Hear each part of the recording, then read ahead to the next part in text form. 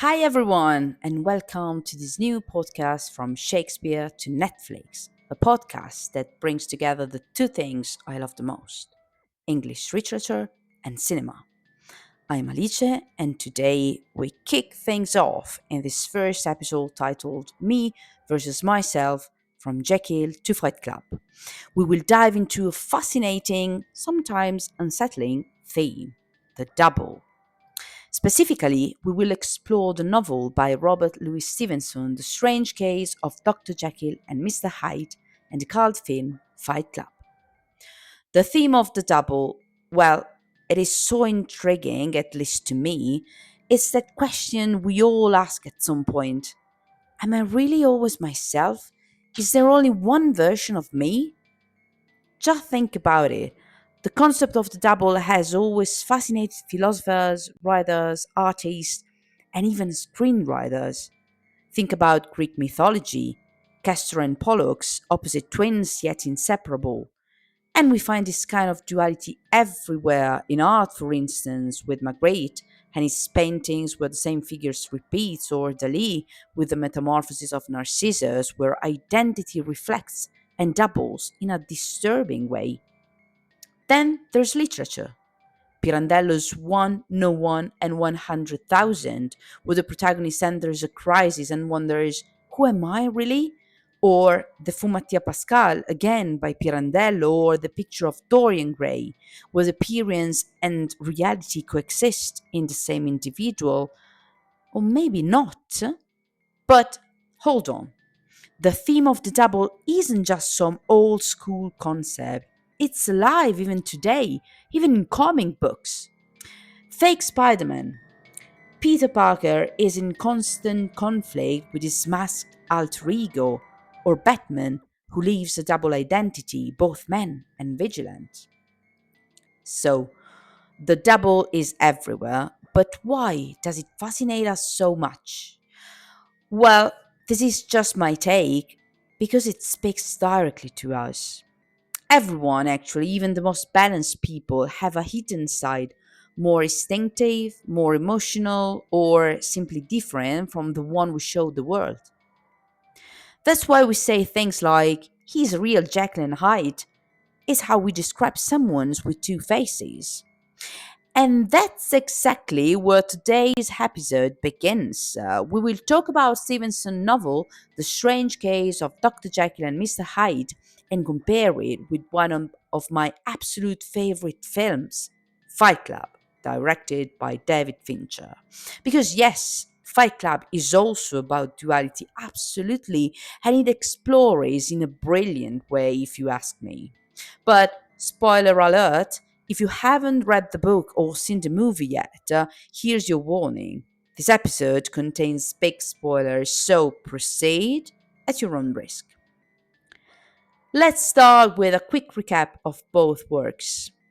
The Strange Case of Dr. Jekyll and Mr. Hyde is a novel by Robert Louis Stevenson published in 1886, in which the protagonist, Dr. Henry Jekyll, develops a potion to bring out his evil side, embodied in the character of Mr. Edward Hyde.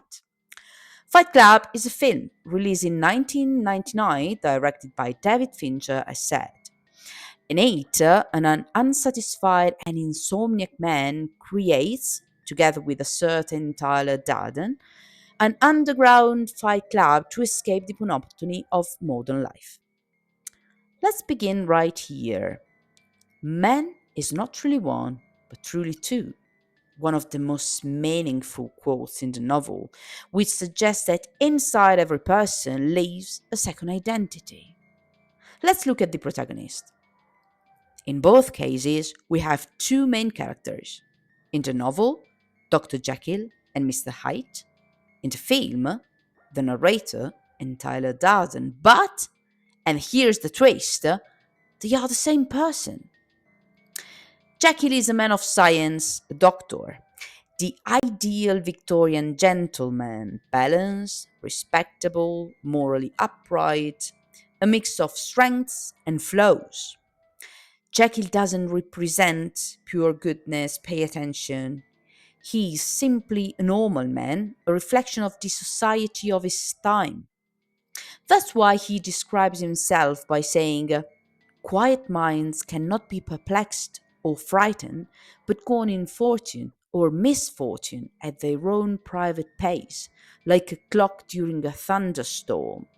Meaning, no matter the storm, you keep your cool and move forward. On the other side, there's Hyde, Jekyll's dark half. But Hyde isn't just a bad guy, he's pure evil. And that's reflected in his appearance also. Hyde is ugly, almost inhuman, Saturn's signature upon a face. In the novel, someone even says of him, it wasn't like a man, it was like something else. So he's referred to as it with his personal pronoun, as though he wasn't human. In Fight Club, something similar happens. The protagonist is the narrator, a nameless man, an everyman, plagued by insomnia, stuck in a hollow life. And, side note, Stevenson himself suffered from insomnia when he was younger due to health issues. That's a fun fact, actually. And why do we call him simply the narrator? Because he doesn't have a name, actually. He's just a regular guy, unremarkable, stripped of individuality. And maybe that's the point. So that we all can see ourselves in him. So what happens? His mind creates an alter ego, Tyler Darden. Charismatic, rebellious, cool, because he's really cool, and most of all, free. Tyler does everything the narrator wishes he could do, but he doesn't dare. In fact, Tyler is everything the narrator wants to be, but he isn't. One of his most iconic lines is, it's only after we have lost everything that we are free to do anything. Tyler lives. The narrator merely survives.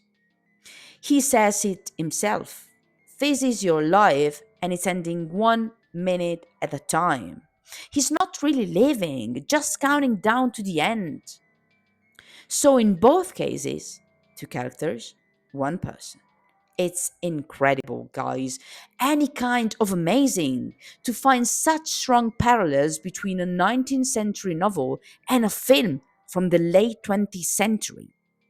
But there's a major difference. In the novel, Hyde physically exists. Other characters see him. When Hyde is present, Jekyll is not, and vice versa. In the film, however, Tyler doesn't really exist. He is entirely in the narrator's mind. To everyone else in the story, only the narrator is real. But the theme of the double isn't the only world that these works explore. Another key element is the relationship between the protagonist and the society. Jekyll is the perfect Victorian man, but he lives in a hypocritical society, one where everyone pretends to be morally perfect while hiding their darkest urges. This trait of society is also criticized by other authors of the time. Just think about Dickens in Oliver Twist, or again in Hard Times. In Stevenson's novel, Jekyll describes himself like this. I was born in the year 18, endowed besides with excellent parts, inclined by nature to industry, fond of the respect of the wise and good. Similarly, Fight Club criticizes modern consumerist society where identity is built on what we own. It is said, the things you own end up owning you. These makes us slaves to needs that don't even really exist actually. So in both works, there's a strong critique of a society that tries to control us at all cost. But speaking about control, among all these characters, who controls whom? In Stevenson's novel, at the beginning, it's Jekyll who controls Hyde. He even wants to become Hyde. He likes it.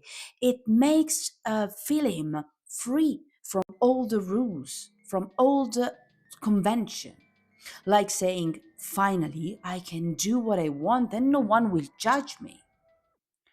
That's why when he transformed using the potion he created, because remember, Jekyll is a doctor, he's a man of science, he says, I felt younger, lighter, happier in body. But gradually, Hyde takes over. He decides when to appear. The power of Hyde seemed to have grown with the sickliness of Jekyll. So, what does that mean? The weaker Jekyll becomes, the stronger Hyde grows. Same thing in Fight Club. Tyler, the subconscious part of the narrator, becomes stronger and stronger until he completely dominates him, even becoming the leader of the entire Fight Club organization. The narrator loses his autonomy. You can say this in lines like, I know this because Tyler knows it. So Tyler is the one who knows. Tyler is the one in control. So, in both cases, the dark side takes control and leads everything to destruction. Yeah, destruction. Speaking about it, what about the ending? In the novel, Jekyll kills himself to stop Hyde. It is the only way to stop him. I bring the life of that unhappy Henry Jekyll to an end. That's the most powerful part. Jekyll talks about himself in third person, like he's already someone else. That shows how divided and alienated he has become. The word unhappy reinforces the idea that Jekyll is a tragic victim of a moral experiment gone wrong. Ending his life is not just a physical suicide, but it is existential.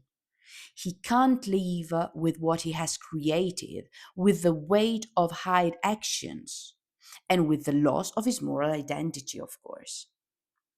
In the film, the narrator finally becomes aware. My eyes are open, so he understands. So he decides to shoot himself, not to die attention, but to free himself from Tyler. And he survives. So is a symbolic suicide. He only kills that part of himself. Both endings are incredibly intense.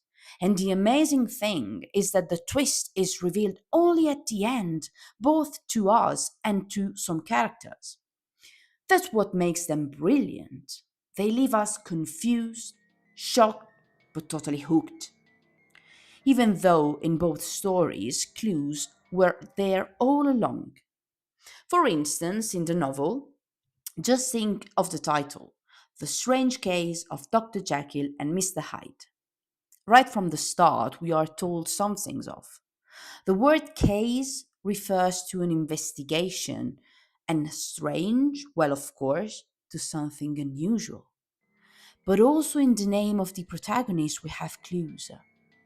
Jekyll is composed by the words je, which in French means I, and kill, pronounced exactly like the verb to kill, connected to the final suicide.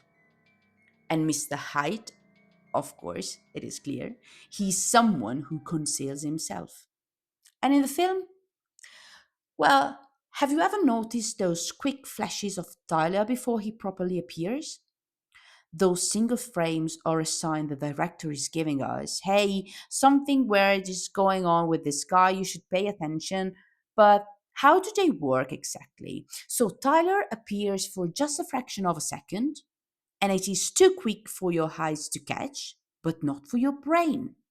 So those images stick with us, even without us realizing. And the brilliant thing here is that it's Tyler himself during the movie explaining to us. Another clue is when the narrator calls Tyler from a phone booth asking for help. Tyler doesn't answer, but then he recalls back. The problem is, there's a sign in the booth saying no incoming calls allowed. So that call never could have happened. So here we are. We have explored the twisted world of Jekyll and Hyde. We have fought in the grim basement of Fight Club, and we have discovered something uncomfortable, that sometimes the real enemy is inside us. The double isn't just a theme in literature or movies, it's something that lives inside us, and we live it every day between who we are and who we pretend to be, between the chaos and the control, between the mask and the real face. And maybe, just like Jekyll or the narrator, we are all just trying to make sense of who we really are. If this episode made you think, if you saw yourself in any of these, share it. Send it to a friend who sometimes says, I feel like two people in one, and write to me. Whose side are you on? Jekyll or Hyde? The narrator or Tyler? I'm Alice, and this was From Shakespeare to Netflix. See you in the next episode, and watch out for who is staring back at you from the mirror.